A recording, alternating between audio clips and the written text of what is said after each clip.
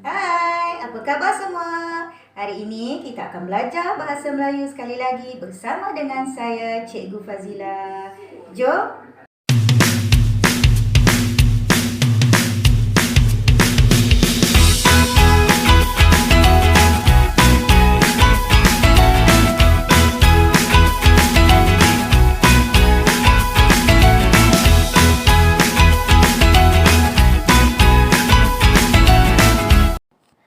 Baiklah murid-murid, hari ini kita akan belajar 3.3.2 iaitu mengedit dan memurnikan teks dari aspek penggunaan kata dan struktur ayat.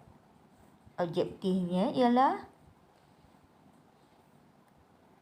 murid boleh mengenal pasti kesalahan penggunaan kata dan struktur ayat.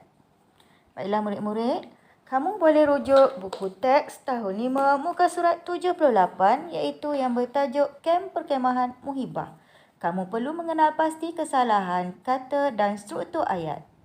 Majlis telah dimulakan dengan acara sambutan ketibaan tetangga terhormat. Baiklah, di dalam ayat ini ada perkataan yang salah iaitu tetangga. Tetangga sepatutnya digantikan dengan tetamu. Ayat yang seterusnya, majlis ini adalah untuk menjalin pautan perpaduan antara murid di sekolah pelbagai aliran. Baiklah, dalam ayat ini ada perkataan yang salah iaitu pautan perpaduan. Pautan perpaduan sepatutnya ditukarkan dengan perkataan ikatan perpaduan. Seterusnya, selain itu, persefahaman dalam kalangan murid dan ibu bapa dipupuk sejak dapat lagi di sekolah. Dapatkah kamu mengesan kesalahan struktur ayat dalam ayat ini? Ya, iaitu bermula daripada ibu bapa dipupuk sejak dapat lagi di sekolah. Ini merupakan kesalahan struktur ayat. Kamu perlu menulis semula. Selain itu, persefahaman dalam kalangan murid dan ibu bapa dapat dipupuk sejak di sekolah lagi.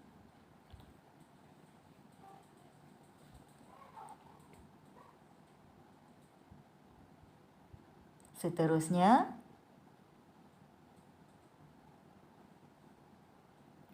acara perasmian dimulakan dengan paluan kompang, tabla, dolak dan gendang Cina daripada Kelab Alunan Serumpun. Dapatkah kamu mengenal pasti apa-apa kesalahan dalam ayat ini? Ya, tiada apa-apa kesalahan. Ayat seterusnya. Kemudian, tetamu dan murid-murid kaku menyanyikan lagu patriotik dan beberapa kuntum lagu muhibah seperti lagu setia. Dapatkah kamu mengenal pasti kesalahannya? Ya, betul, iaitu perkataan kaku sepatutnya digantikan dengan tegak. Dan kuntum lagu sepatutnya digantikan dengan perkataan buah lagu. Seterusnya, selepas itu, tetamu dan ibu bapa untuk beramah mesra dengan peserta melawat ke tapak perkemahan. Dalam ayat ini ada kesalahan struktur ayat, iaitu bermula dengan untuk beramah mesra. Sepatutnya digantikan dengan dapat beramah mesra dengan peserta semasa melawat ke tapak perkemahan. Salin semula ayat yang telah kamu betulkan. Selepas itu, tetamu dan ibu bapa dapat beramah mesra dengan peserta semasa melawat ke tapak perkemahan. Ayat yang seterusnya, mereka teruja apabila melihat murid-murid pelbagai kaum bekerjasama ketika menghias kemah. Adakah apa-apa kesalahan dalam ayat ini? Ya, tiada apa-apa kesalahan. Ayat seterusnya, penyampaian hadiah kepada badan beruniform sekolah ialah penutup acara majlis itu. Adakah apa-apa kesalahan dalam ayat ini? Ya, tiada kesalahan ya murid-murid. Seterusnya, ayat yang terakhir, Sebelum bersurai, semua murid dan tetamu ke kantin untuk menjamah selera. Adakah ayat ini betul? Ya. Ada kesalahan iaitu menjamah selera sepatutnya digantikan dengan menjamu selera. Seterusnya, mereka makan sambil dihiburkan dengan laungan lagu.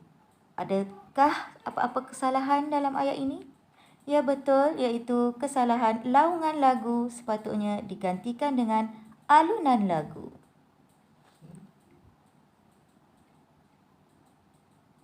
Ya, kali ini kesalahan struktur ayat yang terakhir iaitu sikap mesra dalam mengukuhkan perpaduan kalangan murid dan ibu bapa mereka.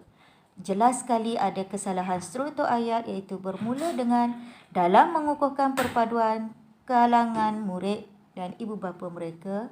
Sepatutnya ayat ini berbunyi sikap dalam patutnya digantikan dengan dapat, dan ada kesalahan iaitu perpaduan sepatutnya ada perkataan dalam kalangan murid. Ayat yang betul ialah sikap mesra dapat mengukuhkan perpaduan dalam kalangan murid dan ibu bapa mereka. Barulah ayat ini lengkap dan betul. Tugasan kamu ialah salin semula kesalahan kata dan kesalahan struktur ayat di dalam buku tulis kamu iaitu buku tata bahasa.